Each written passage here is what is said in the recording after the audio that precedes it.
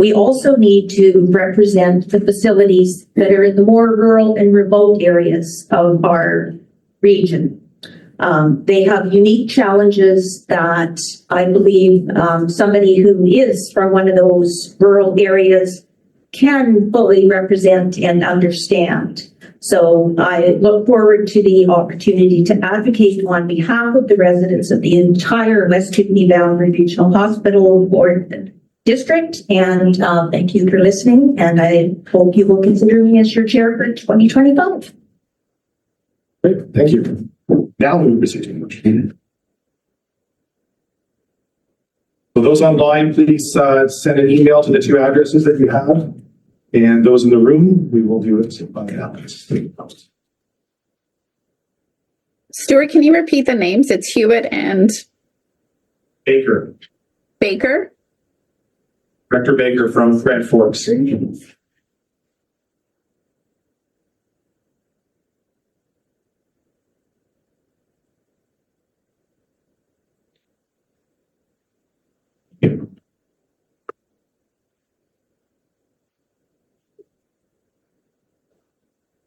As a voting ballot box here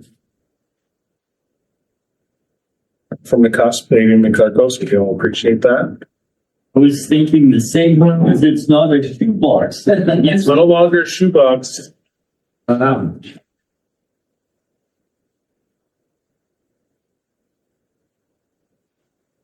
That's all local wood too.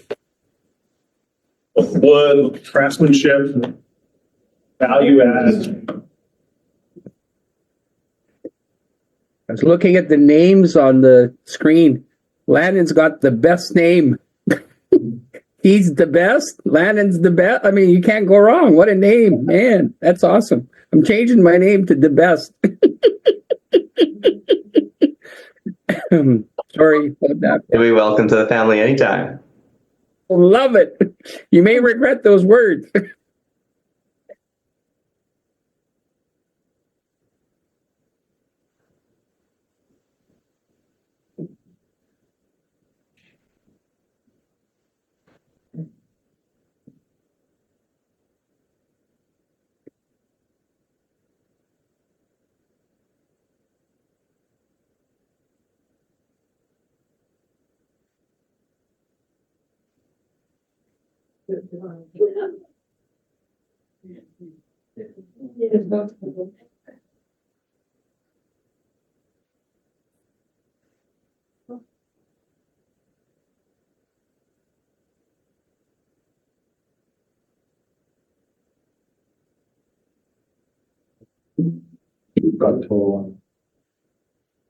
Yeah.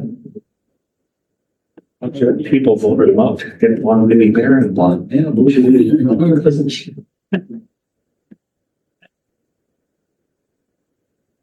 yeah, interesting how it works.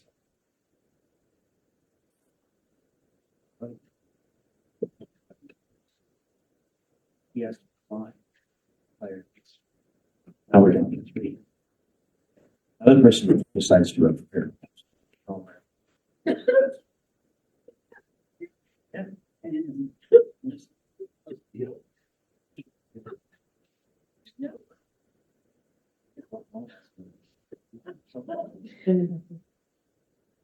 no, because that costs an election for council to cast it. Yeah, do that. So it's like, no problem. We haven't talked to him. So he's.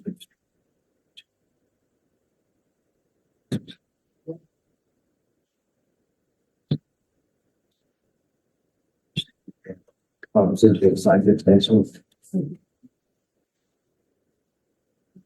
No, sure.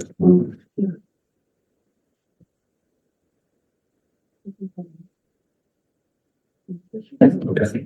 Yeah, I think that's sure. Yeah. Are there any Liverpool fans online? Reds?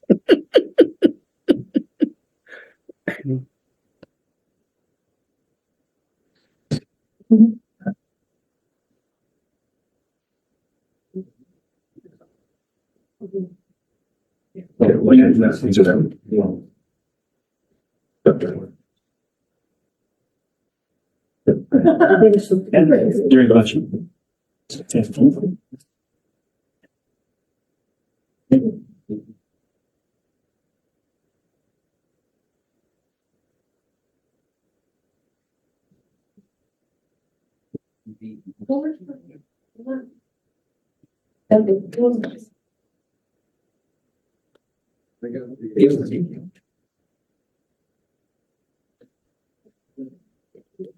Yeah. I can compare. I can let it double check these first.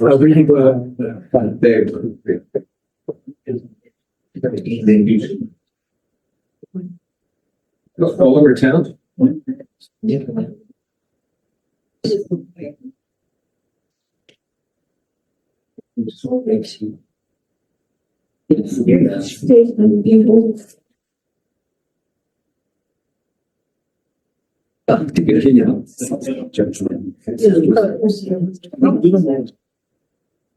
They're from Detroit.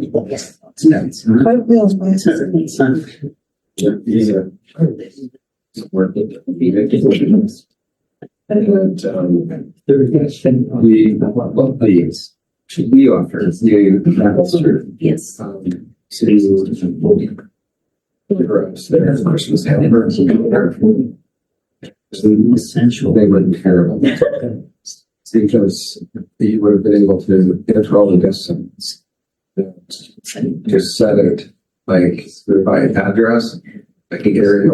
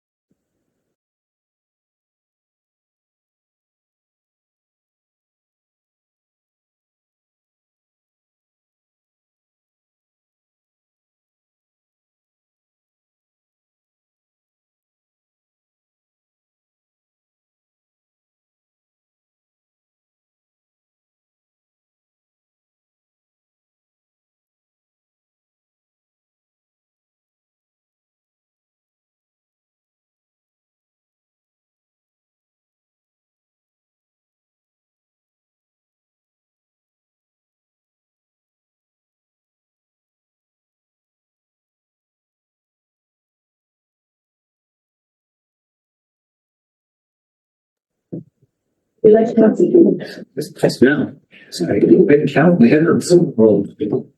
your chair for this year is Dr. Baker.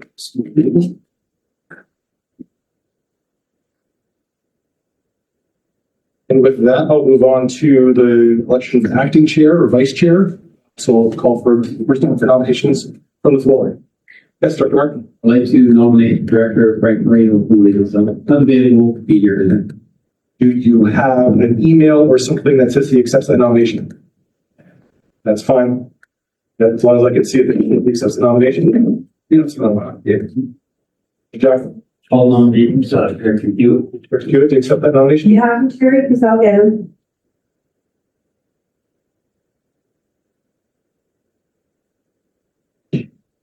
I got it, Terry. You got it. Yeah.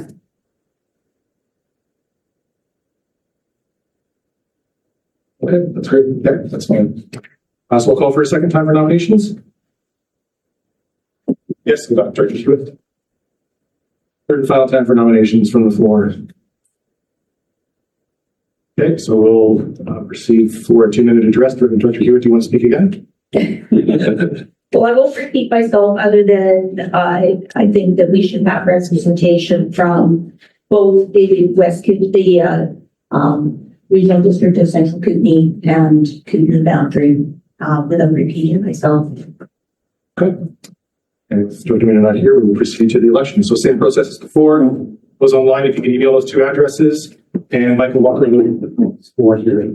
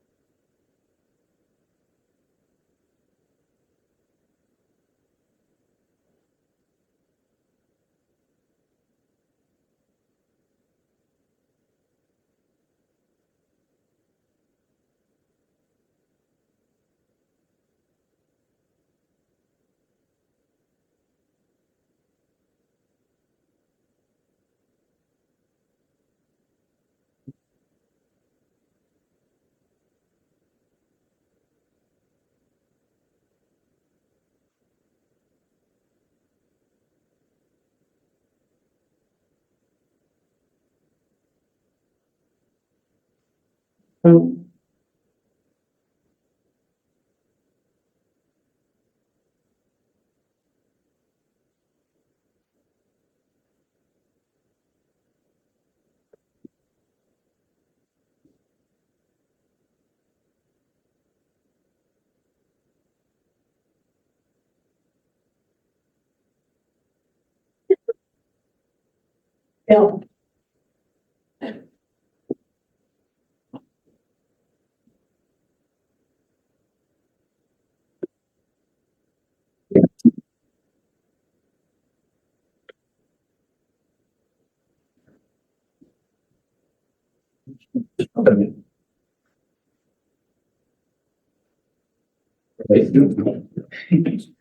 Too long time. I don't. And most of the room, there's a big chance that we cover what's going on.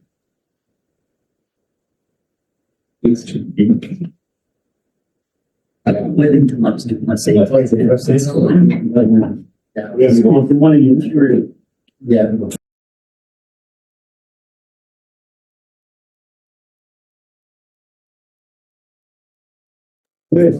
Still missing 3 directors who are online for the acting chair vote. If you could send it in.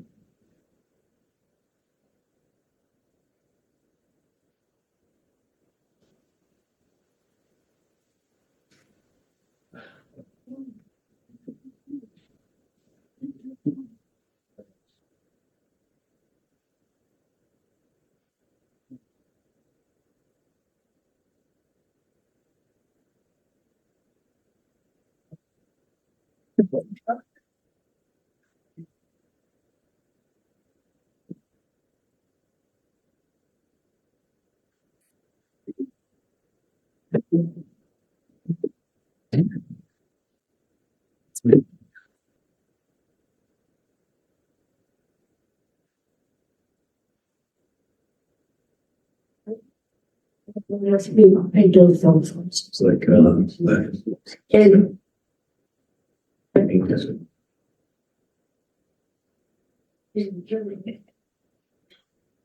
well, for that meeting. I'm sorry, I don't know something.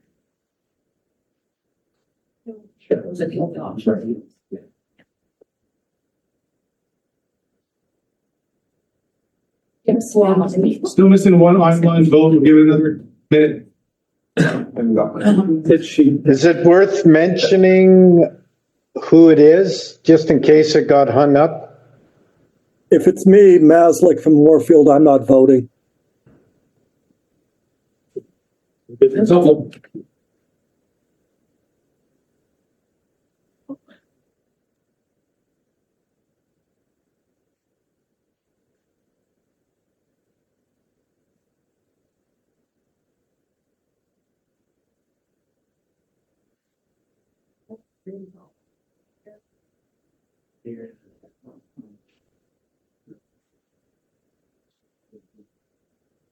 You can say it.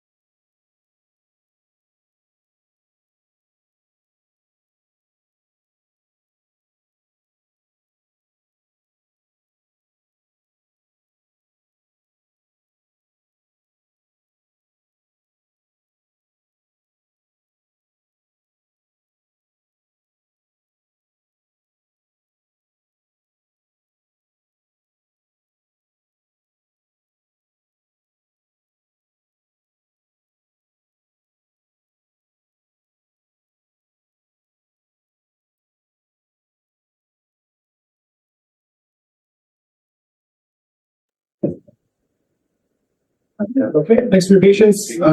Acting chair of the year is Director Hewitt. I don't know if two of you want to move up here or if you want us to, you're in a good spot for running the meeting from there. It's entirely up to you. Well, we're both together and then we want to get down. Sure, I just have mine on my phone, so the biggest thing is a lot of the staff can throw a rock, something on the gift. Do that. Before I pass it over to the chair, I just need a motion to destroy both physical and move seconded. All in favor? Opposed? Carried. Thank you. Chair Baker.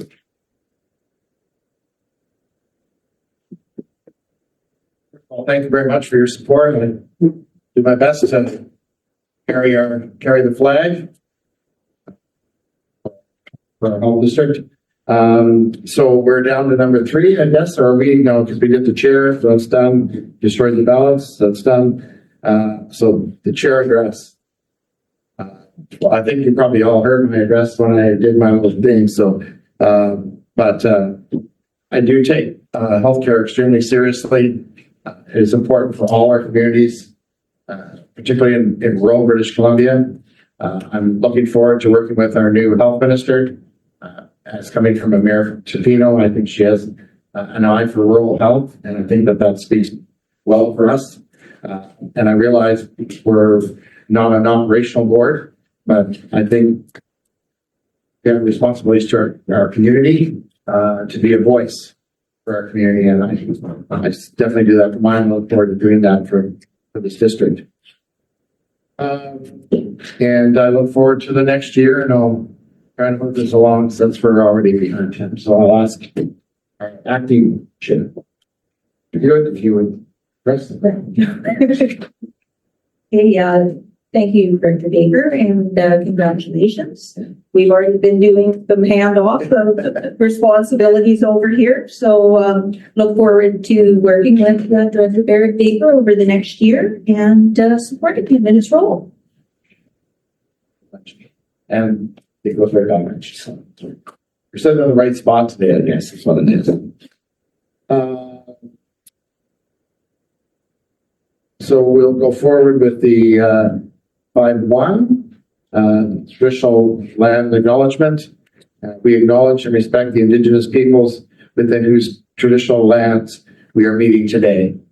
And we do not say, or I do not say that lightly, and I trust that you do not as well. The agenda is before you. Yeah. Thank you. Seconded? Yeah. All those in favor? Opposed, carried. Discussion. Okay, discussion? If I may, item 6.2 under appointment of alternate directors. The alternate director for the village of Silverton is no longer Clarence Denbach. It is Tanya Gordon. I apologize if that did not get sent in. We were sort of between CAOs, and so a few of the balls that we've been juggling got dropped. Staff got that good, okay. Thank you very much. The minutes for the June 26th meeting, 2024. That's circulated. I hope you all have an opportunity to do read the minutes. Great opportunity if you catch something if there's an error. I'll have a motion to accept. Thank you, Director. Thank you, Director. Any comments, discussions? Seeing none. All those in favor? Opposed, carried. Appointment of directors. Do I need to read? Can I just do them by thing? Through the chair, you can just say the motion to appoint the directors, then the motion to appoint the alternate directors. Okay. So, I move to appoint the directors as listed. Thank you. Candidates. Will we have any changes, any concerns, discussion? Seeing none. All those in favor? Opposed, carried. Recommendation to accept an alternate directors. That's been Grace, seconded by somebody. As amended. As amended. Thank you. There's another amendment. I guess it needs some administrative help on that. It's actually Wes Startup for the village of Fruitvale, but he's just decided he's going to run for mayor, which means he has to resign on the 29th of January. Effective February 3rd, we'll probably nominate Catherine House, but it won't happen until we have a meeting. So through the chair, if I could, I think just remove Steve Morris's name from that motion and we can appoint him in March. Yes. Yeah. Thank you. Steve Morissette from the village of Fruitvale. Any other corrections or changes? Seeing none, all those in favor? Opposed, carried. Appointment of the executive committee and executive committee election. I need only recommendations for the four places. Is that one? Yeah, through the chair, I think if you just call for nominations in order and if you go down, if we need an election, we can do them as they come up. Okay. All right, so we'll start with Arrow Lakes, Locan, Kemsinger, and the Tusk.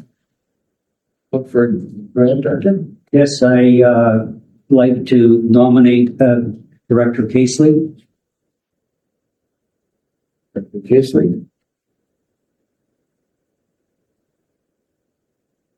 Should we do them all at once? Should we do them individually? Should do them individually. Because if we call an election, you can have that as we go. Okay. So, any other nominations? Yes, Chair Baker, I'd like to nominate Aiden, please. Clerico.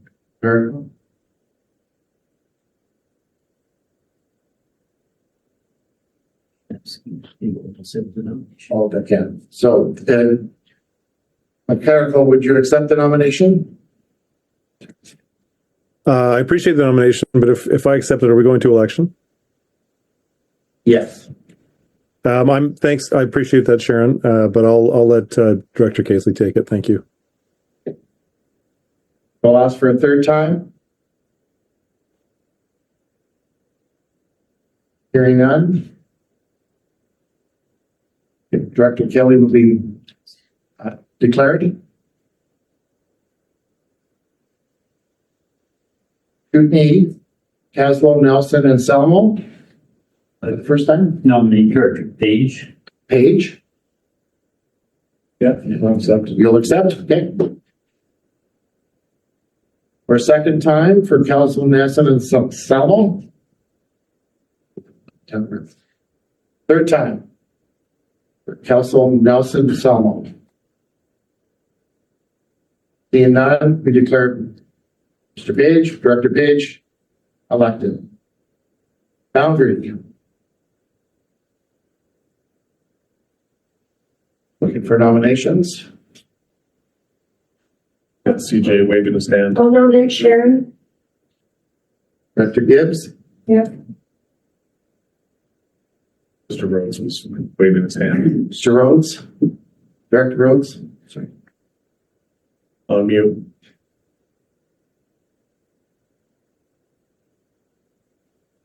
Are you on mute, Director Rhodes? I'm great. Okay. All right, we can't hear you. You're on mute. There goes. I had my hand up. I was going to nominate Director Gibbs for the boundary. Okay. Okay, thank you. Accept. Thank you, Director. So for the third time? Hearing none? Director Gibbs, elected. Greater Trail. Can I nominate Jerry Martin, please? Jerry Martin. That's 100%.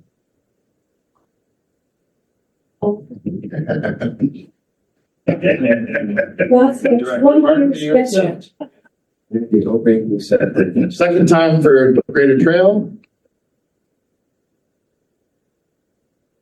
Third time. Seeing none, we declare Director Martin elected for Greater Trail. Thank you. Congratulations to all. I look forward to looking. Okay, delegations, my favorite thing. Okay. Third.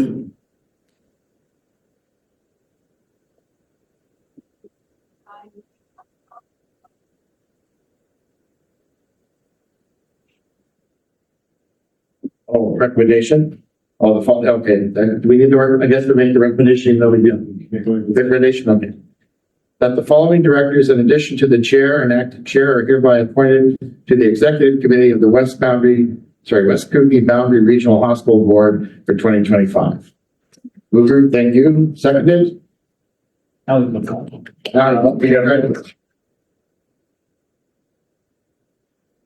Delegations. 7-1, Tier Health, 2025-2026, capital funding request. Person hearing the oh, wait, sorry, okay. All right. Okay. Over to me. Over to you. Okay. Thank you, Chair Baker. Online, joining me with the Interior Health Delegation, he's been mentioned before, Ladin Best, our corporate director, our executive director for clinical operations, West Kootenay. I'm Todd Mouston, corporate director of business operations and your finance rep for many years now. Congratulations, Chair Baker, on your election tonight. Looking forward to working with you. And congratulations, Acting Chair Hewitt, for with you, looking forward to working with you again as we have directors. So I will start to move things forward on our funding request for the year coming up for the 25-26 year. Christine, I think, is going to load the presentation on screen. Lannon will also be available to help with any questions as we move forward. So I will kick things off again. So this is item 7.1 in your package. The detailed letters, and there are two that also accompany this presentation. So the presentation is basically an overview with some pictures. Formal funding request letter ask is item 9.2 in your agenda package. So I guess we continue. Next slide, please, Christine. Starting off, I'd like to acknowledge the traditional, ancestral, and unceded territory of the Chinooka, Silex, Sabangs, and Chippewa nations, where we live, learn, and collaborate together. Slide. So Directors, and just maybe to help frame up some of the work that has happened in coming up with the funding request that's before you today. Really, for us, capital planning, it never stops. It is an annual process. We work on it every month, almost every week of the year. In building our capital budget for the 25-26 fiscal year, some of the themes that we'd like to highlight before we go into the individual items are, first off, our priorities, which are come to us from government, but are truly the right things to be doing. Primary care. How can we provide care for patients who need care team of physicians and of clinical experts to help them provide their needs outside the hospital and at home and prevent them from reaching the hospital. Investing in that area is a priority for us. Mental health and substance use and meeting the specific needs of that unique population. Safety initiatives, safety for our staff, safety for our patients.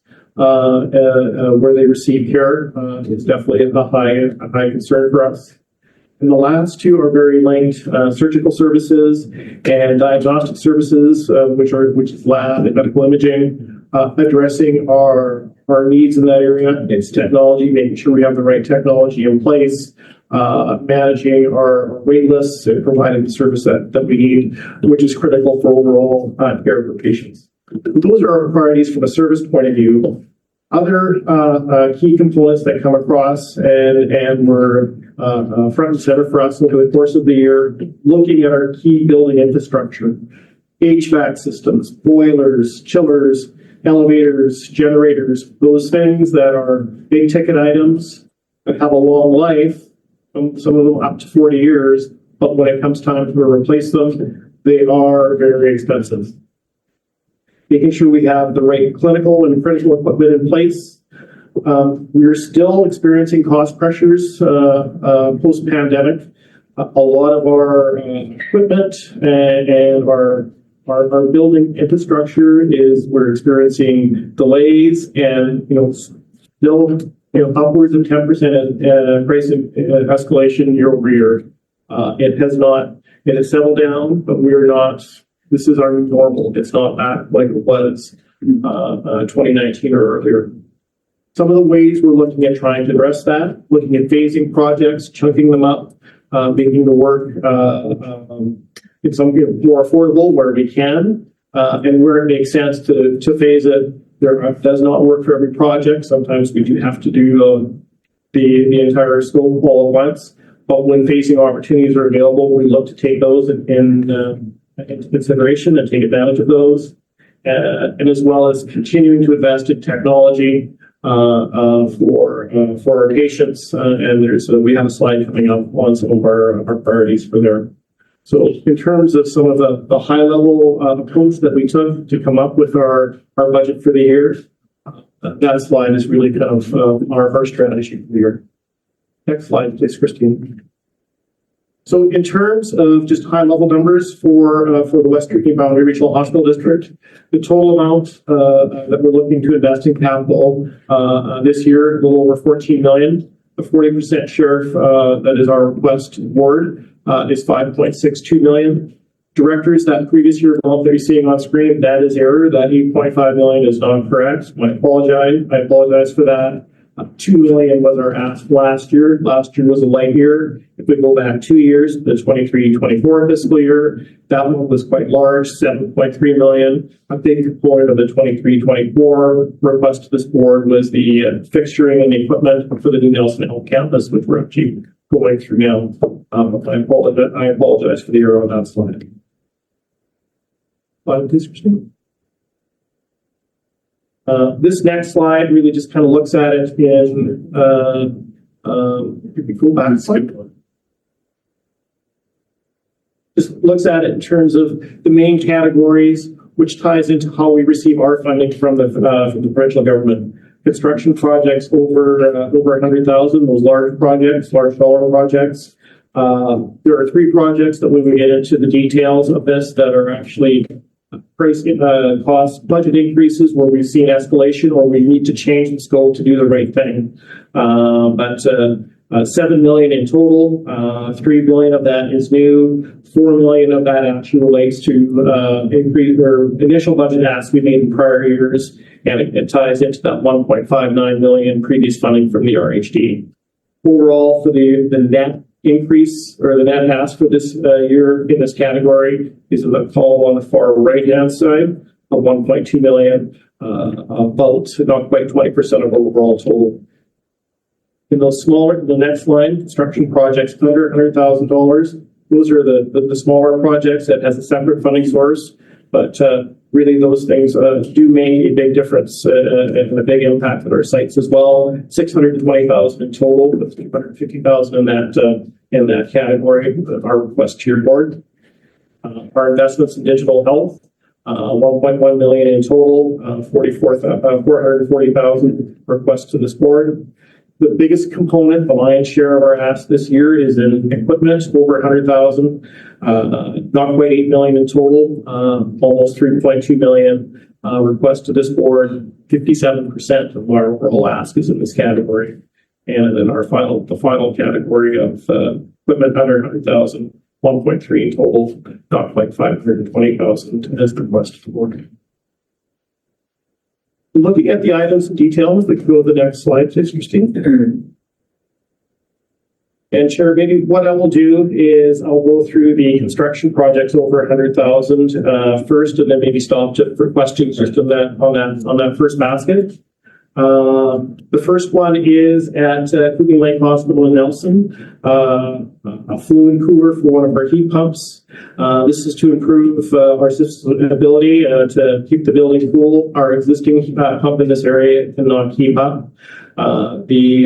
The listing that's attached to our letters in section 9.2 has the pricing on it, but this item is 678,000 in total, and our request to the board for this item is 271,000. The next item in our list is in Nelson for the new community services. Go back.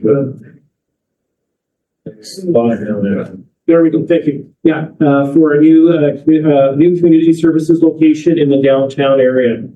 Directors, with the new Nelson Health Campus coming on board, many of our staff that are currently in what we call the Pink Building in downtown will be moving up to the new location. But to provide the best services for our mental health and substance use clients, we still need to keep a presence in the downtown area of that community. We're not able to keep our space, a portion of our space that we previously had in the big building, so we need to look elsewhere. Also, recently our clubhouse location in Nelson, we needed to close that facility because of the condition of it. So we've been providing those services through the big building in downtown. We need a new location going forward.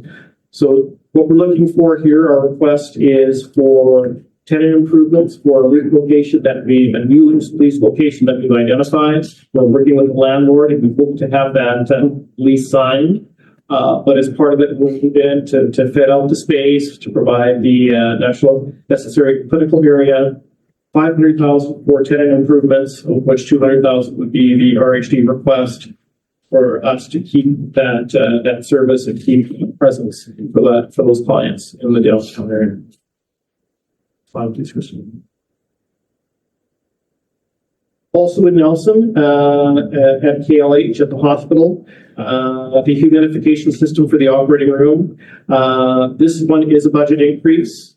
Our operating rooms do have national standards around humidity for those surgical areas. We're currently our systems need to be upgraded so that we can continue to meet those standards. We originally asked, had an item that we asked for, which was 75,000 in total, $30,000 hospital district share 2 years ago. And going through and actually getting the specs and having the detailed design and the costing estimate before we could go to tendering, directly much above that. There was definitely the design or the initial quantity survey estimate did not include the full scope of work we need to do to provide the right amount of humidity in that area, as well as other changes that we would need to do with that HVAC unit in order to accommodate it. So we're looking for requesting 160,000 in total, 64,000 for the hospital district. Do what we need to do it right. Would bring the total up to 235,000 for the overall project and a 94,000 request for the board. Second item on this page, Intrail and KBRH, replacing supply fans number 12 and 13, which really serve the laboratory and the daily pavilion at that facility. Labs are definitely areas where we have to maintain and control heat. We originally asked for the original estimate was 1.4 million. And again, going from the initial high-level quantity survey to detailed design and getting ready to go to tender, there was a few things that were not envisioned by that initial estimate. Ducting changes, the overall, not just replace the unit and keep it as it was originally designed in the 1960s, but get the right flow and be able to properly control the heat, specifically in our laboratory area. We need an additional 1.4 million on that one. I apologize. Our ask was the item was 3.2 million. We need 1.4 million in total. Or additional for 4.6 in total on the RHE side. Our initial ask was 1.3. We're looking for an additional 571,000 for a total contribution of 1.874 million for this project. It is a substantial increase, but we need to do it right. Just go ahead. Just think one of the devices here has a little bit of volume from the Zoom. Yeah. A little bit further down. I tried to do it. So I'll just do it.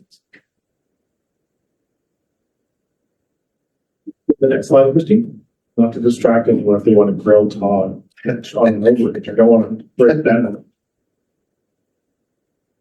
This is the last project in the over $100,000 category, and the chair maybe will stop for questions. It's for Grand Forks Boundary District Hospital. Another HVAC project where we look for an increase. We originally requested 640,000 in total, 257,000 for the hospital district to change out the air handling system that was installed originally in 1975 for the administration lab and X-ray services in that building.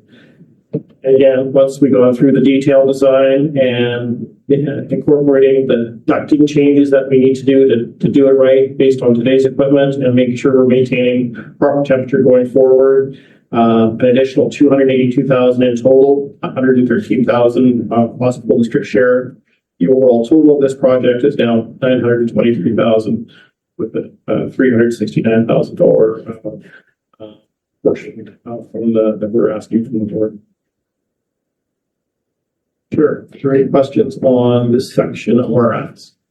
Directors, any questions? Maslick is online with his hand up. Director? Yes, I'm just interested in the mental health community outreach program in Nelson.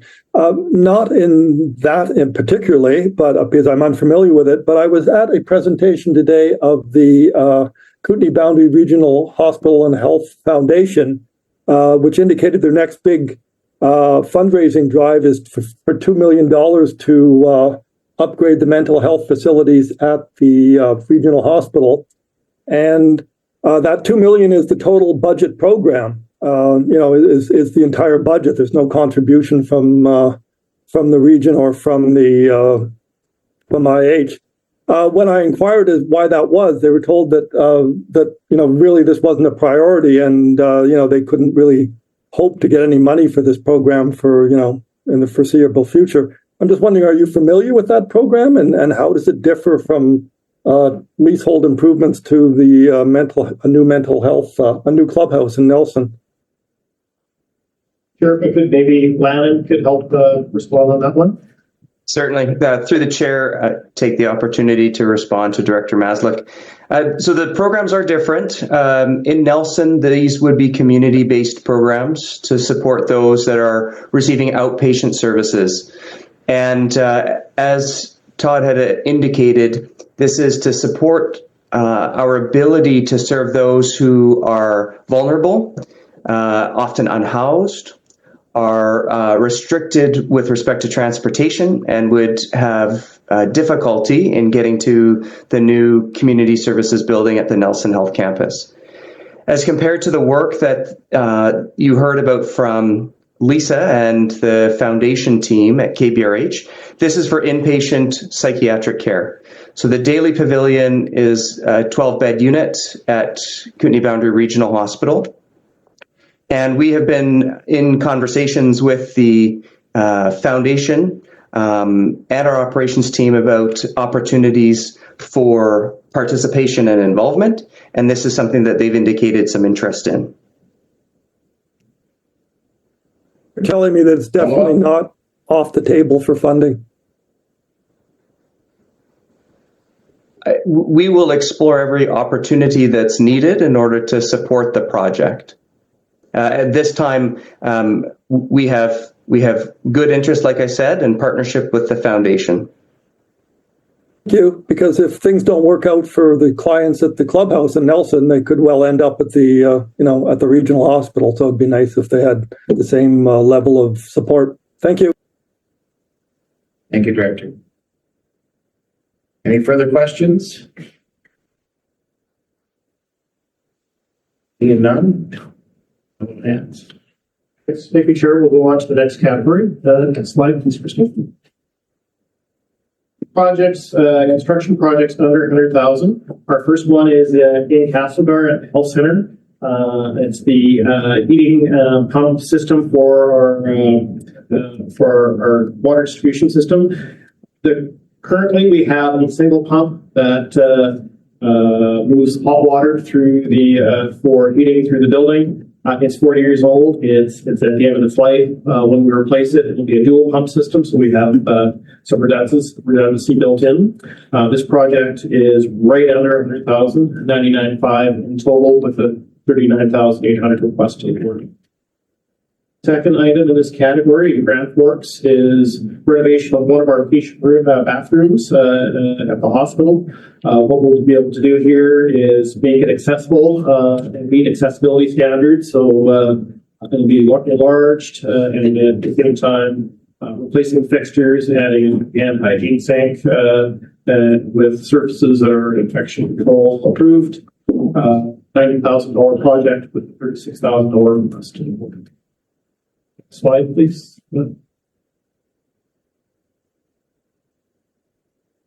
Third project, Earl Lakes Hospital in the cusp. A staircase to access the rooftop. Currently, when we need to get onto the roof of that building, we do have to use a ladder. So putting in this is a staff safety issue.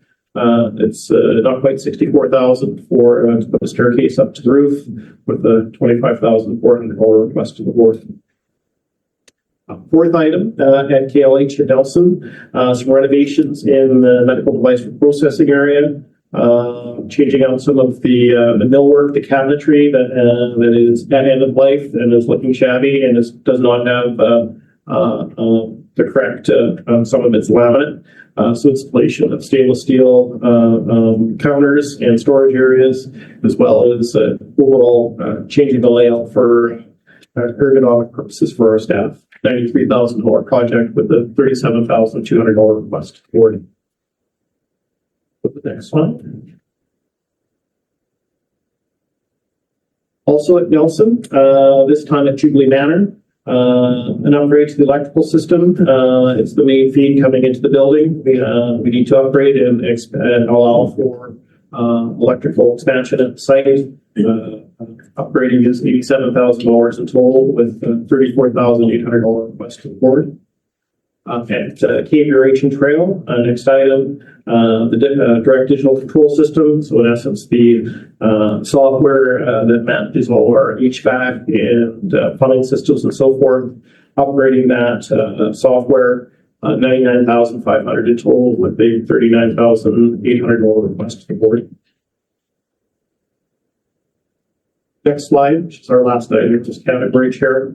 Also at Cave Aeration Trail for Palmer Ridge, which is our long-term care facility on site as well. We have a glass solarium that was built in 1972 that is really at the end of its life. It's leaking, it is tired. So we'll be upgrading that. So we'll be replacing all the glass walls for sure, as well as some sun blocking and shading for that area, as well as a general refresh and paint and flooring.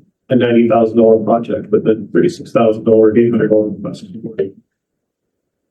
Okay, so we'll open up for questions.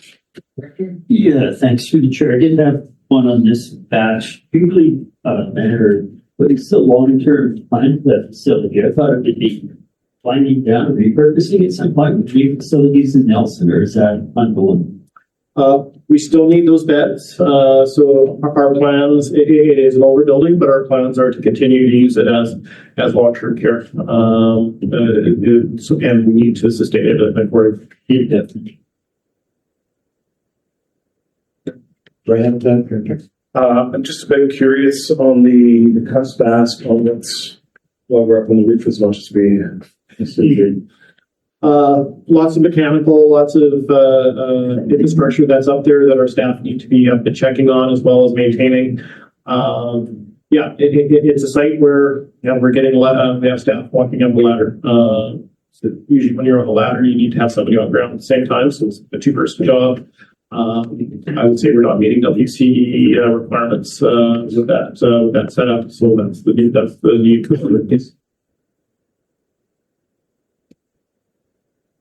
Any further?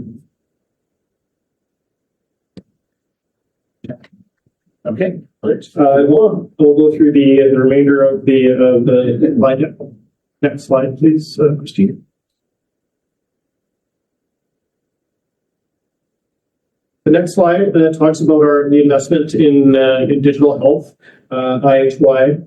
The way this one works, directors, is all 7 of the regional hospital districts are requested to support the capital in this area. Our IHY plan, investment plan, capital investment plan for next year is not quite 11.1 million in total. We then portion that out based on population in each of those 7 hospital districts, with West Kootenay boundary approximately 10%. So the amount in this area is a little over 1.1 million in total, with a request to the board of 443,000. The lion's share, the bulk of what we need to, what we spend in this area really is in that first bullet point, upgrading our network and our technology, and expanded storage of information. Health records, we have to have that server capability to store all that data based on privacy legislation. That data cannot be stored outside of Canada, cannot be stored on the cloud. So every year we need to grow our server farm just to meet the storage needs for all the additional patient data that we need to enter our system on a regular basis.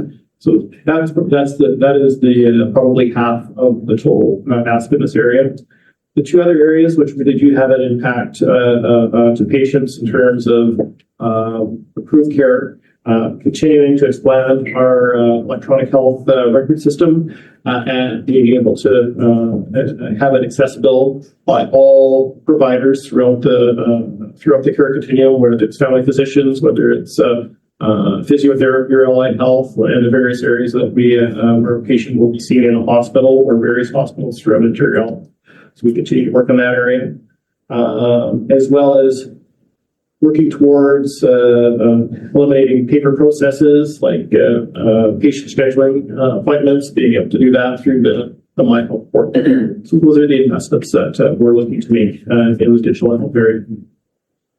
Next slide, please, Christine. The next 2 items, did we? There we go. First one is to replace the equipment over $100,000 category. The first one is to replace the CT scanner. and KBRH in Trail. This project is 3.7 million in total with not quite $1.5 million request to the board. It's a new scanner replacing the current one, which was installed in 2012. New scanners have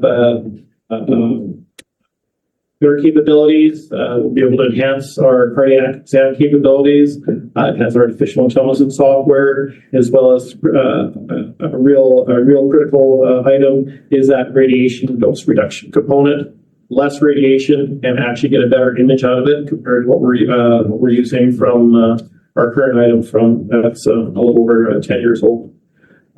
Also, there'll be part of this will be some renovations that happen when we change out the device. We don't change these out often, so we always refresh flooring and paint and look at if there's any ways again that we can improve the flow and the ergonomics within the area. Slide, please. Chair, I do have a question. Okay. Go ahead. For the chair. The CT scanner at the Kootenay Hospital is down. It's the next slide.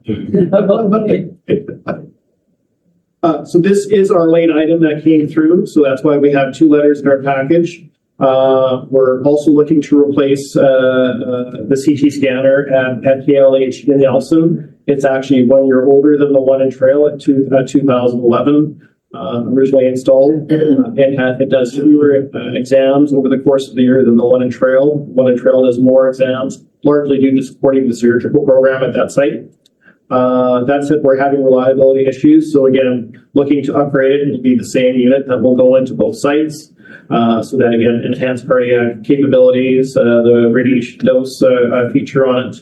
The project for KLH is higher, almost 500,000, because we also have to address some issues again around the HVAC and deal. We've got too much heat basically in that room. So while we're changing that out the device, we need it's the time to address the HVAC issues, which also means we'll have to do some renovations around installing door partition way and some new doors as well as part of that.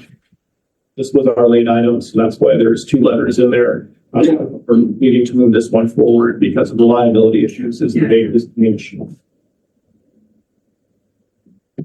Move to the next slide. Director David, I understand you have a question. Yeah, I just want to make a comment. So I wasn't just hearing things when I was having my head scanned at KBRH. I says, it sounds like there's a bearing going in this unit, and the staff kind of laughed and they didn't say anything. So thank you for the replacement. Last slide. Last slide is our equipment under $100,000 request. I do need to mention that the one difference that's going to be in this going forward, it actually applied for the year that we're currently in for 24-25. It used to be capital, the minimum it would be 5,000. That's been raised to 10. So just a bit of a reminder. So now this is equipment over 10,000, under 100,000 in this area. The total amount of our capital budget is 1.3 million with a $522,000 request to the board. At the meeting in March, we'll provide you with a preliminary listing of all the sites and all the items that we've identified, and maybe some substitution and changes over the course of the year. At the end of the year, we'll provide a year-end reconciliation on how those items are, what sites, what those items are for, and actually in your agenda package, and we'll touch on it a little later as well. We've actually have the reconciliation for the 23-24 fiscal year. Okay, Director Banks, I understand you have a question? Yeah, sorry, I was a little slow getting my hand up. It's about the CT scanners in Trail and in Nelson. Are the pieces of equipment that are being replaced, are they serviceable? Can they be repurposed for another facility? What happens to those machines when they essentially age out? What happens is typically as part of our tendering and our pricing with the vendors is that we trade them in and we do get a bit of discount up for them directly. They really are at the end of their life. their old technology. And I believe the vendors use, harvest some of the materials out of them. But in terms of moving those old CT scanners to another site is not practical. Thank you. Director Martin. Thank you, through the chair. You're going to replace both scanners, Nelson Trail. Do you have any estimation of time frame that each site will be down? Renovations, and obviously they're not at the same time. They won't be down at the same time. When they are down, what we do is provincially through our provincial health services area agency, they had a scanner that all health, a mobile scanner that all health authorities have the ability to schedule and access to provide service while the scanner, the unit itself is being changed out.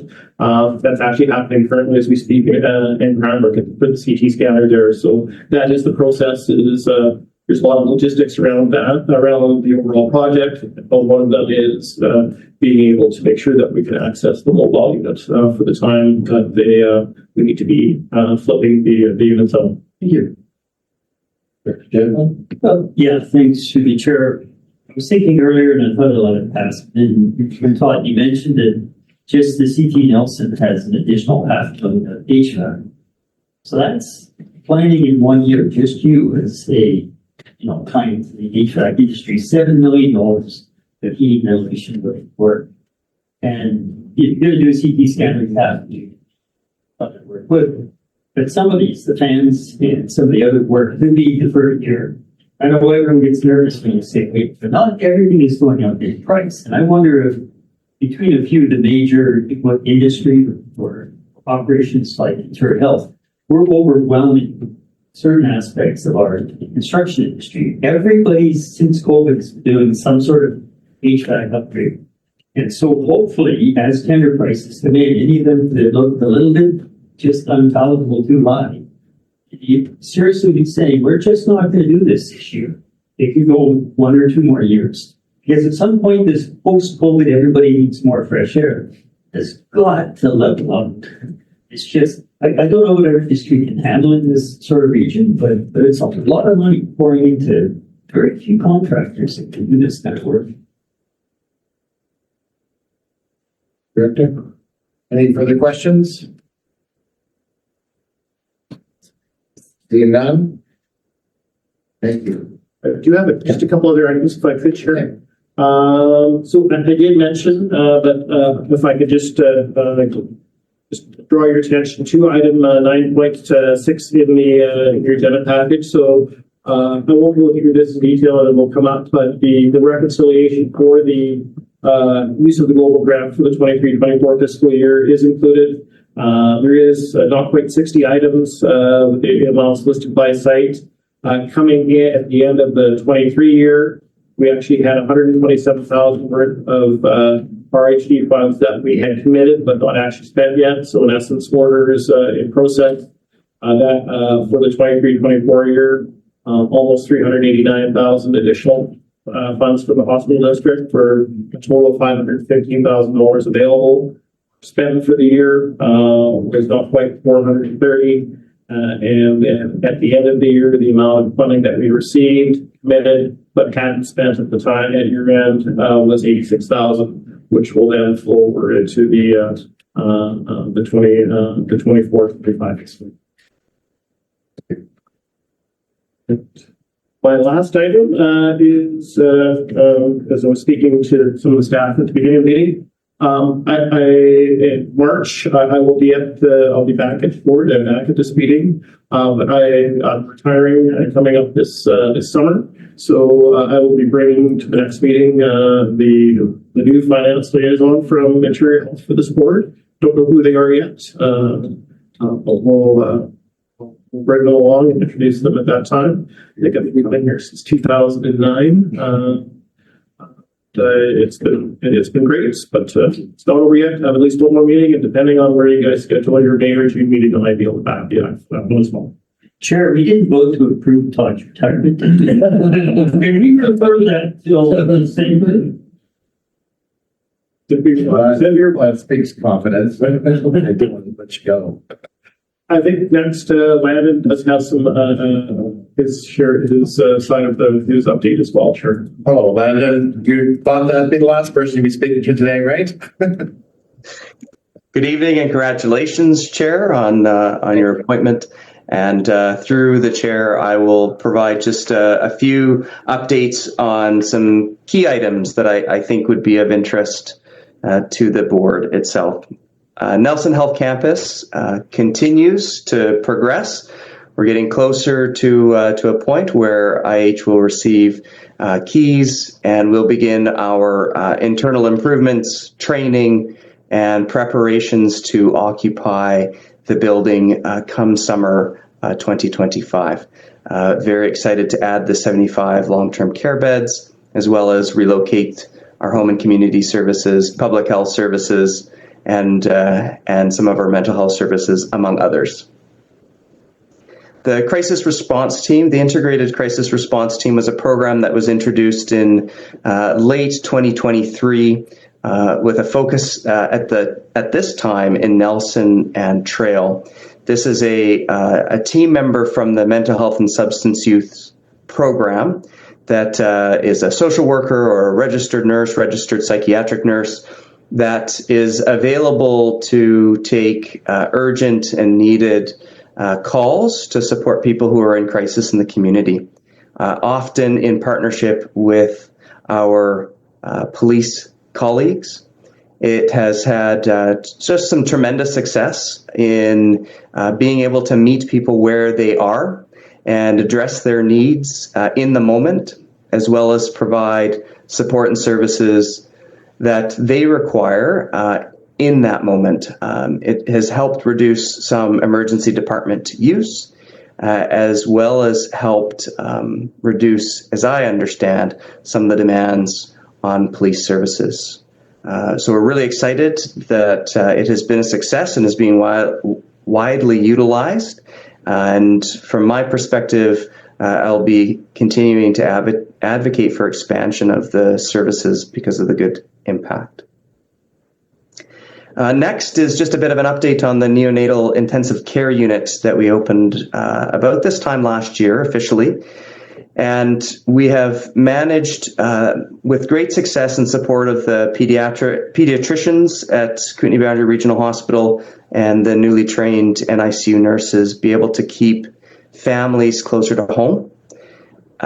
Because of our increased ability to manage younger neonates, as well as the ability to bring home neonates that we have to send either to Kelowna, Kamloops, and not that infrequently down to Vancouver. It has had some really great success. It's been full, it's been used a great deal, and really has optimized care within the community. Next, I just want to share that in the past year, as I was updating team members as we were moving from 2024 to 2025, we've hired 569 new staff in the Kootenay Boundary region. That's full-time staff, part-time staff, and casual staff. This has a direct impact on our ability to provide reliable services across the spectrum of care. We still have room to go, but it is really encouraging to me to see that many clinical staff, support services staff, choosing careers in the Kootenay Boundary region. Part of that has allowed us to maintain and sustain open beds at Boundary District Hospital. So we've been, of the 12 inpatient beds that they have, we're regularly running 9 and often more than 9 beds, which is a great testament to the team and the community's ability to rally around health services and support maintaining emergency department and inpatient services. So that's great news. And then likewise, with the initiative and partnership with Mayor Casely, we've been able to stabilize staffing in New Denver and in the emergency department and continue services in a much more reliable way. And those are my points this evening. Happy to take any questions. So we'll start off with Director Davidoff. Yeah, and again, another thank you. Our family's been keeping KBRH busy. From old timer like me with the scan, and our brand new grandson was helped with that unit. So thank you so much. Thank you. Director Main, did you have your hand up or? Yes, I did have my hand up, and then my question was partly answered. So you did state that the nursing staff in New Denver had been stabilized, and I haven't been there for a couple of days, thank goodness. Can you confirm what the status on that emergency room is at this time? Still remains open 12 hours, 7 days a week at this point, and we aim and still are recruiting for additional nursing staff to reopen to 24/7. Additional, if I may. Go ahead, Director. I haven't checked this in the last couple of weeks, but a number of times when I did check the IH positions being advertised specifically for RNs for the New Denver hospital, they were advertising positions that literally will never be filled because they are either part-time or casual or moving around from hospital to hospital. So is anything being done? Can anything be done about that so that the position that's being advertised for is actually the proper position and would be attractive to an RN to move to this community to take one of those jobs? Positions through the chair, I'd be happy to answer the question and start off by saying the positions that we have posted are as a result of working with the union and staff in the community with leadership to identify the best possible rotation that we can create for the services that we have to offer, as well as within the contractual requirements of the collective agreement. So my belief is that we have done the best that we can. I'm open to discussion, further discussion about what else could be done. We certainly took previous discussions about the number of part-time positions and we consolidated them and created full-time. But with 24-hour services, it's not a large number of staff to recruit into, and there isn't necessarily the wiggle room to add additional hours to someone's schedule to create a full-time position. We have to work within the budget that we are provided, and like I said, have done every bit of change we can to make the best rotation. All right. Thank you. Director Casey. Casely, sorry. It's all good. I've been called a lot worse than that. Just to help with Colin, I think Lennon, I'm not sure if you're aware, but the recruitment videos that we had done earlier in the year were just launched today. So Leah, those positions are all now, you can see them, the YouTube videos and everything else. They're on web pages and stuff out now. So yes, we are still working very hard to get back to 24/7. Excellent. Any other questions? Landon, I will say on behalf of the Boundary directors that are here, I appreciate your attention and working together to continue to support our hospital in Grand Forks, as well as the fact that we've been able to find doctors necessary to fill our ER and to allow that to continue to function in normal fashion. And I do appreciate it to tell you publicly. So thank you very much. Our pleasure. All right. See any more questions? Thank you, Landon. Appreciate it. Okay, moving along. So we have a bylaw, which is 8.1. And that's for an MRI expansion project at the Kootenay Boundary Regional Hospital Trail. And the recommendation is that the West Kootenay Boundary Regional Hospital District capital expenditure bylaw number 421, 2025 is hereby read the first, second, and third time. Yeah. Second, moved and seconded. Any discussion?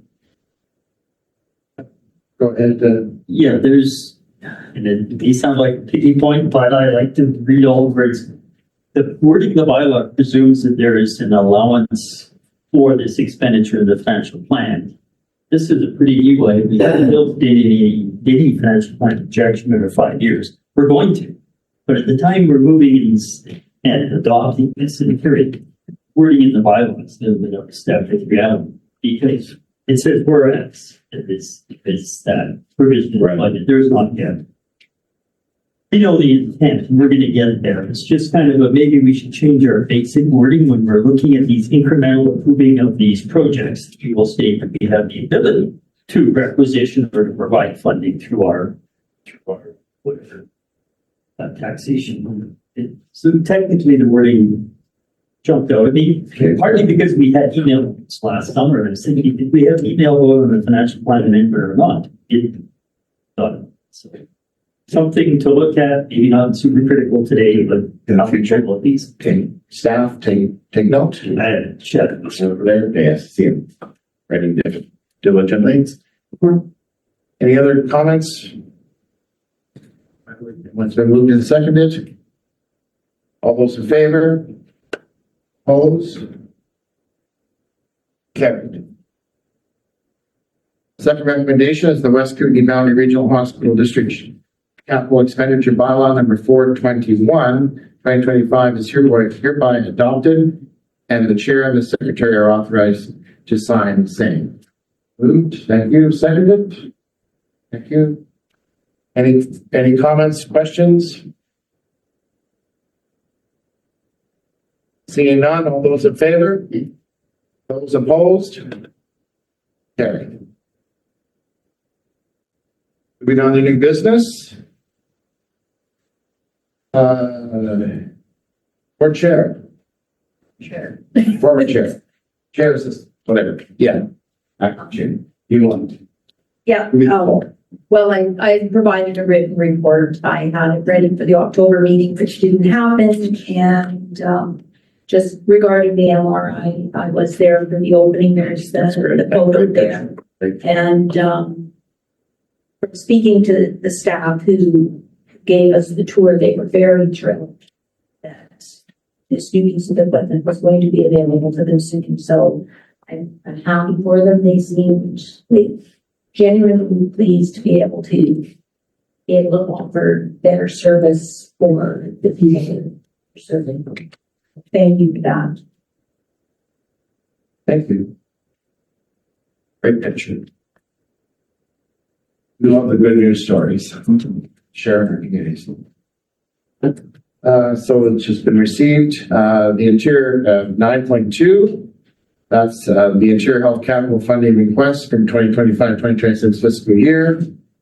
The letter is dated and it's in your packet. So the recommendation is that the WKDRHD consider funding each of the items in the Interior Health Authority's 2025 funding request, that staff be directed to prepare the necessary bylaws for board review and decision at the March 26, 2025 board meeting.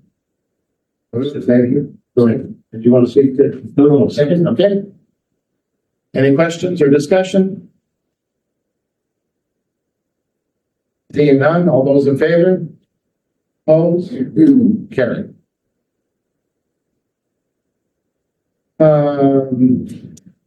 Small capital budget. Director Hewitt requests the discussion regarding the small capital budget and local government representative role in order to be included in the discussions on authorities of the health facilities in their area. Yes. Thank you. Through the chair, I've given you the heads up when you and I had met earlier. And I just wanted to follow up with you if you had learned anything. What I had asked is I've been attending the meetings where the small capital requests are brought forward by the various facilities, but as representative from the hospital board, was not allowed to, at that time, was not allowed to speak to any of the items. And as to their, whether they're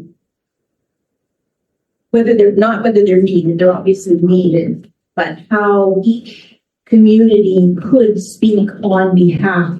The foundations were able to speak, and it was basically, will you support this? So we'll pull it off the capital list. But I want to go back a step and see whether somehow the community can be involved and be able to advocate locally for some of those items that maybe wouldn't make the list just because we lack foundation who's sitting at that meeting. And I think we as the local politicians know best from our community what the needs are. And to help support IH in those requests. Just wondered if you have any thoughts on that. So Chair, in Landon, if hearing that, if you could help me out here. So definitely in terms of the role that you've had in Director Popov in the past, I think that's a key part of the visibility into our system. And I would say at those meetings, any questions, a fair question. So if you felt you weren't able to ask on things, I think it's I'm sure Lana will echo this. Yeah, feel free to ask questions. So in terms of part two to that, how to maybe engage more within the local areas on what's on that list. I think we would be open to, whether through Lannon's team and through his team of directors, to work with their local elected officials that they liaison with regularly, and to have that as at least one of the items saying, here, this is what we're seeing as priorities for Barrel Lakes Hospital or Boundary Hospital or so forth. But Lannon, did you want to chime in here? And having committed you doing too much work without talking to you too much about it. Sorry. That's a great. Through the chair, I would just add that I will first amplify what Todd said. I think there's always an opportunity finding the appropriate process by which to do that, considering the number of electoral districts and municipalities within the region. It may be challenging. I believe that we have as fair a process as we could possibly create, knowing that the demand for capital equipment replacement exceeds what we have available to us. We've been making changes to our process in order to create additional fairness so that it is a very level playing field, and it is not one that's contingent on the size of the community or the size of the facility. We have also made some adjustments with respect to the place in our process, or the step in our process where the foundation participates and identifies items that they wish to sponsor. We're still tweaking it. We trialed a new process this past year, and there are definitely some areas for improvement next year. And happy to engage in further discussion about what that might look like to engage local officials. I made a comment. I was vice chair for quite a few years, and there was a resolution passed by his board who will allow the vice chair to sit in on the under $100,000 projects that were there. And at that time, there was I agree with Director or Vice Chair Hewitt that we were not basically allowed to provide input, but I did ask questions, and questions were answered why the decision was made. And actually there was an input from the facilities staff that were there that provided the input for the replacement of different parts of beds, etc. So the questions were answered, but there was no opportunity to provide input at those meetings. And I think that continued on. And I believe that was the resolution of this board, that we participate, ask questions, but not provide input. The input was provided by staff and the foundations. So, Gladden, what would be the opportunities for input as asked by Vice Chair Hugh?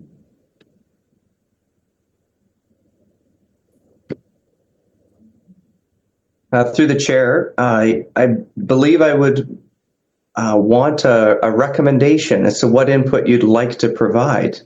Like I said, the staff and the leadership that participates in the process, and it's a very grassroots process where staff, in participation with physicians, identify what the equipment needs are, and then we boil and distill that list into something that we can say is our top priorities across the region based on patient, resident, and client need. Like I said, that is not specific to KBRH is the biggest budget user, therefore they get more of the capital budget that we have access to. That's not how it works. We, like I said, have attempted to create a process that's equitable and is reliant on factors that are global and not specific to the service that's provided. Okay. Director Davidoff. Yes, a question to the chair, to Lannon. In terms of the foundation input, it's just interesting to hear that the foundations do have input, but are they asking questions about their projects and whether IH is going to support those projects because they need IH support to proceed? So is it a process question, or what are the foundations talking about there? Because it's interesting that a foundation sort of can provide input, but the local representatives of the hospital boards cannot. So what are they doing there? What input are they providing? That would be helpful. Thank you, Chair. Through the chair, and not speaking on behalf of any of our foundation partners, but our process by having the foundation as part of our planning is to inform them of what our equipment needs are. And the foundation is going to lead the work to raise dollars. They have a sense of what the community interests are, where they may have funding or donation interest, and they endeavor to match the list of needs that we have with what their fundraising project might align with. If they're doing a surgical fundraising project, if they're doing a neonatal ICU fundraising project, if they're doing a CT scanner project, then they'll work to find items that align with that and fall within their mandate. And so that's what they're doing, is they're asking questions about whether or not this piece of equipment might fall into that, but they don't get to determine what the health authorities' priorities are for purchase. They determine their priorities for what they wish to support. Yeah, that's helpful. Thank you, Chair. Director Hewitt. Dr. Chair. Just to clarify, I wasn't meaning that I wanted to raise one facility's equipment needs over another. It's just having the input to see whether we could find funding for the additional items that would necessarily have to be dropped off the list because other things obviously are more important than some of them, but they're important for the community they're from. So, maybe it's before it even gets on that list, or that list is populated and before it counts for that cutting that has to happen. So nothing against the process that you've got going for putting things on there, because it's all important. I didn't mean to give you that impression that I had a problem with what goes on the list.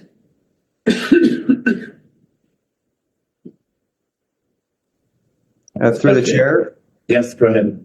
Again, happy to have some further discussion about what that might look like, and within our processes that are established. Acting Chair Hewitt, if there's interest, I'm willing to further the conversation. Okay, thank you. Director Mitch.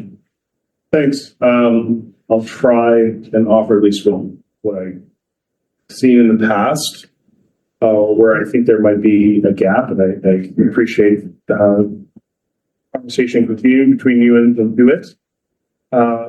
When I think about this problem and the public and local officials trying to understand and have clarity around what the needs are and what will be changing, especially around those smaller capital spends that have that local connection, as the other directors were mentioning, it brings me to things like liquid waste management planning processes. That we go out to public engagement. We understand we can't get completely where we need to be getting in one capital spend. It might take 20 years, but we're laying out a foundation and checking in with the public and clarifying how much of a financial impact that'll have over decades.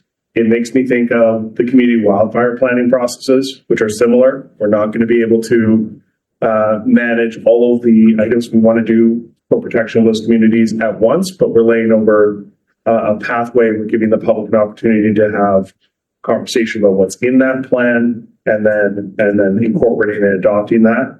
And it makes me think of the housing needs assessments. Again, we know there's draft need that's having heavy impact on people's welfare and well-being, and yet we still map out where the gaps are and still lay out how we're going to determine priorities. And I hate to suggest adding a process or a step to a process, because I know how much time staff is putting into that stuff. But those are the kinds of processes that I think I see a gap when it comes to how the specialized services that Interior help determine need, and then how the public has that opportunity to have a conversation. And most of it is a civics exercise with the public, but also an opportunity for them to give feedback and what can be incorporated is incorporated and sent down for 10 years.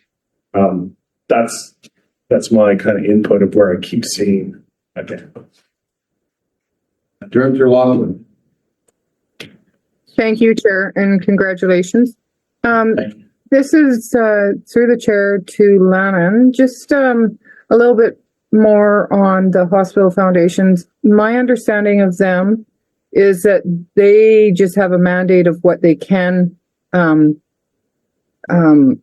put money towards and what they can't. So if that's what the information that they're putting forward at meetings, but a little bit more on that is, I don't know how many hospitals have foundations other than the three bigger hospitals, Nelson, Cascar, and Trail. I don't know if Grand Forks or if Nacusp or Caslow has a foundation. If they don't, how does that come? Just so we understand, how does those requests come and people are able to speak on that? Just, and I don't want to spend a lot of time. I just need to understand that. Thank you. Through the chair, you're right about foundations. Not every acute care site has a foundation. Not every community services building has a foundation or program have a foundation. There are auxiliaries that are often attached to smaller sites, and they support in those communities. Grand Forks, for example, has an hospital auxiliary that's very engaged with the community and has a different mandate than a foundation does to support their facilities. For those sites that don't have a specific foundation, and this is something that we have had conversation about, again, about ensuring equity, the process of generating our priority list rests entirely with our clinical team. It doesn't include, the decision-making doesn't include external partners. So they are working with care providers, physicians, nurses, rehab specialists, our biomedical engineering department, our laboratory services, and they help us identify what is coming up to end of life, what requires a replacement or is new equipment for a variety of reasons. And that's the list that we generate. We have a global list that can be added to at any time with any piece of equipment. And then we work to look at that global list and determine what what we will fund in the fiscal year. Director Jackman. Yes, thanks through the chair, and it's good Director Lockwood went ahead of me. Because through the land, I have appreciated, and I was trying to remember who in your staff, you have people who are very good at this. We have an East Shore Community Health Society. They've identified little items like privacy issues within that modular, bigger items like the gen set. They've talked about having social worker or other mental health support part-time.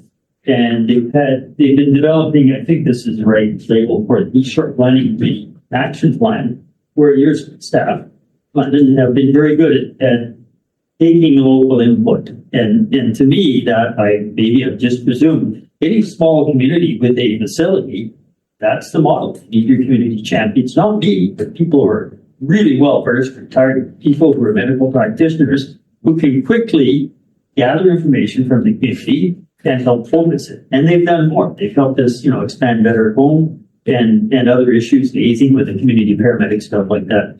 So maybe I took for granted. I can't remember who the staff is that are working on that, but I found your staff very receptive to taking very local input and just working that in with the other things that your clinical staff say you need. So would you be able to offer a contact person if the local community group wanted to try and form who they should talk to within IH? Through the chair, if there's interest, community interest, absolutely. I can be that person, the conduit to the local team to help facilitate discussion.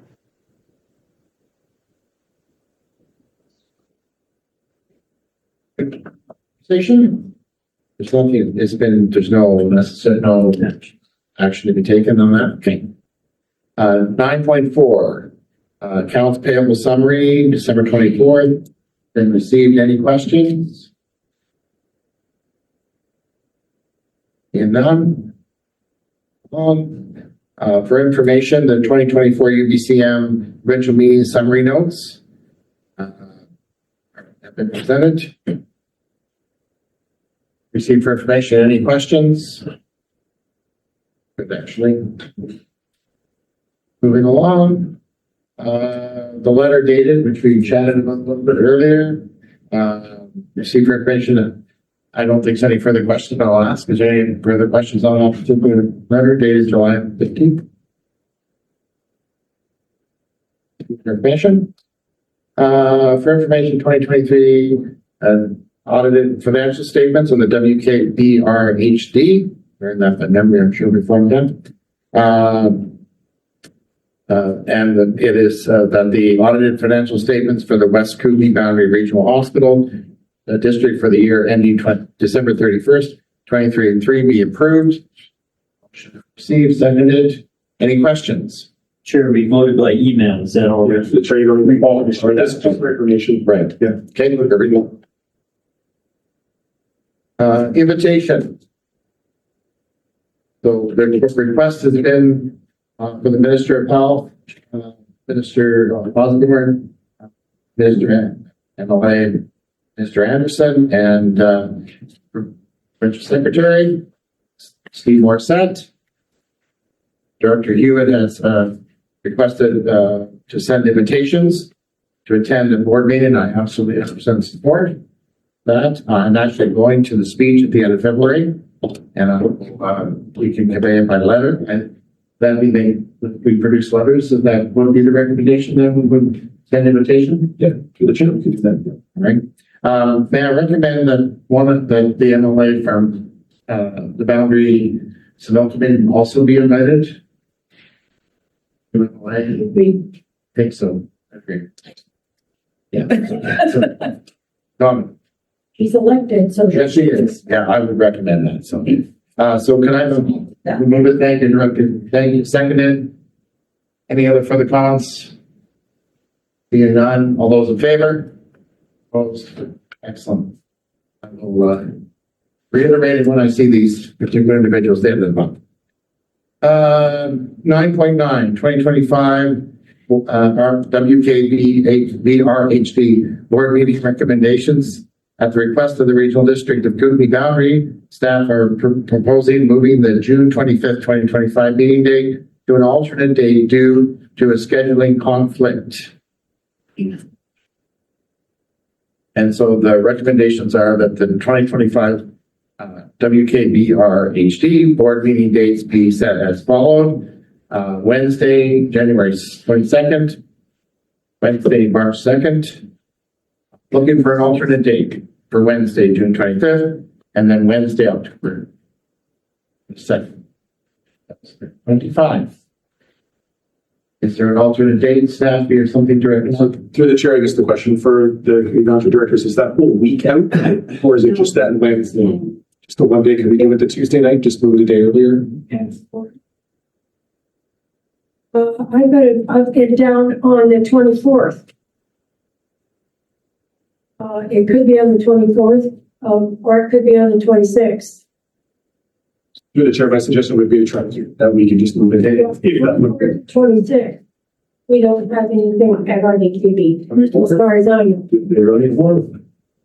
Well, evening of the 24th, if some members from Central travel, they would have a meeting the next morning in Nelson. We travel here. There we go. It's an option. 24th would work better for Central. Yeah. 24th would be good, is that what you're saying?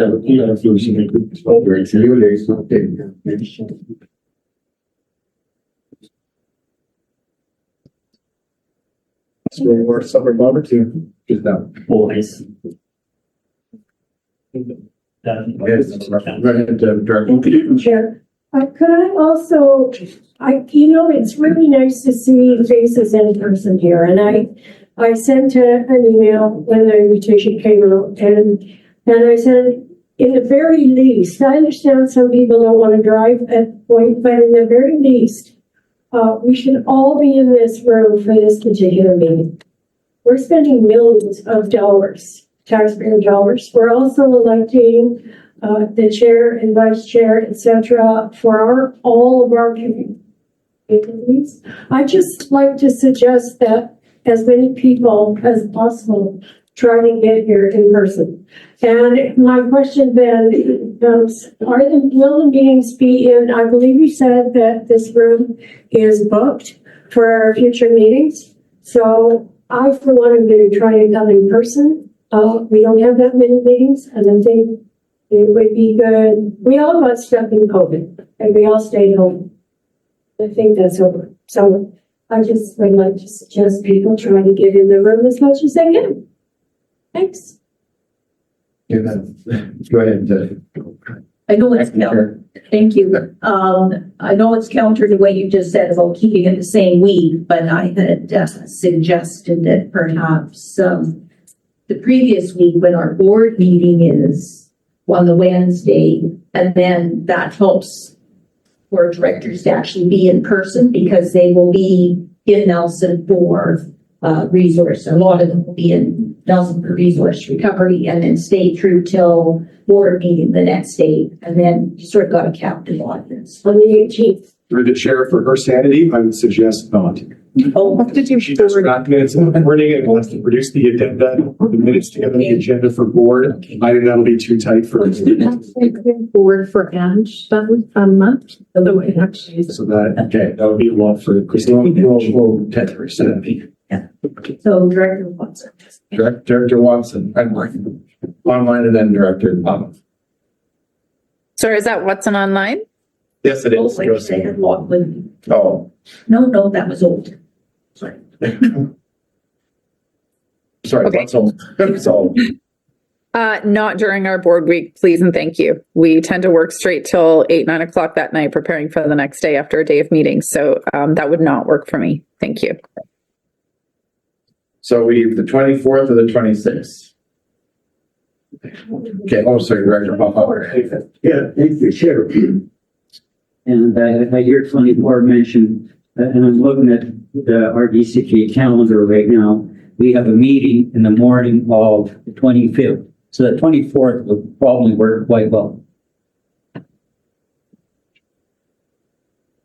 the meeting I'm talking about is all rep meetings. Everybody attends that. We'll make a motion. Okay, that's. I second the motion. Okay, second, moved and Sorry, seconded. can I throw something? Yes, go ahead. Sorry, guys. Okay, do you want to talk about a summer barbecue? No, I'll throw it out there that it would, to Grace's point, it would be interesting just to 9 minutes before, share some food and then do a meeting. And that would be, could be formal, could be informal. I think it makes sense. What I was going to say with all recreation being that morning and we could always have that here potentially, does it make more sense to do it as a day? Right? Like the evening thing, you kind of question like you do all recreation, you gotta get out of Nelson once for one of those, and then you have the afternoon hospital, and then you team building local government. After. Through the chair, that you can, that part is so optional. I'll look at the meal. I think the 24th is the best date in my case. Okay. So moved, seconded. Oh, Sharon or Director Gibbs? Yeah, yes, the 24th works for me. I'm just wondering about the time. I kind of like the idea. I have the big spring meeting for our Cal River watershed. It's generally in Grand Forks, and it'd just be a skip over to do an afternoon meeting rather than an evening meeting if people are open to that consideration. Thank you. We got a motion. Lord. Excuse me, I've had my name on the. Sorry. I wrote the 26th. I understand that lots of people the 24th, but I know I'm only one and lonely. I purposely keep Wednesday nights open for this meeting. And I would like to keep it a Wednesday if we have to go up 2 weeks instead of just 1 week, or even earlier on a Wednesday. Tuesday is our council meeting and does not work. And I can't send my alternate because they're at the council meeting also. So we usually always try and keep it on a Wednesday. So that's my only suggestion. But if we go the 24th, whichever. Chair, if I could, we have not had a meeting in 3 years for this board. It's been accounts payable only, and the meeting gets canceled by the chair because of lack of business. So I might suggest that rather than another 15 minutes of debate, it's simply booked for the 24th, and we see what happens. Because the next week's in the candidate day week, and then you're into July, and yeah. Go ahead, play. Chair. Okay, so I prefer the 26th because I'm in the same situation as Director Lockwood. That is a council meeting night. That means neither I nor my alternate can attend. And that was also, the meeting that ideally we would have the MLAs and our minister attend. And I, as it was my suggestion, I would really welcome the opportunity to be there. I would echo the same. It's a council meeting for me as well. Tuesday nights. So. Okay. Yeah. Keeping on, just leave it at where we're at the 25th, and then as we get closer to that date, decide we're going to have it or not. Yeah, so We'll do the chair. That won't work for the Kootenay Boundary Directors. So We requested it. based on the few that have said the 24th won't work, maybe it's changing the 26th, and then we see what happens. Okay. 26, how's everybody look for that? I'll change my motion. You made your motion, you'll change, got it, okay. And seconded? Okay, we got it. I'm calling it. All those in favor of the 26th? Opposed? Thank you. Wow. Good. Good people out there. Any questions from the public and or media?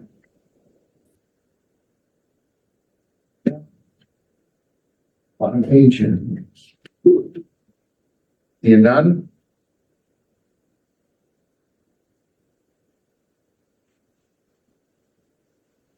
Okay, all right, moving along, so a motion to go in camera. Thank you, Director, seconded. Yes. Sharon?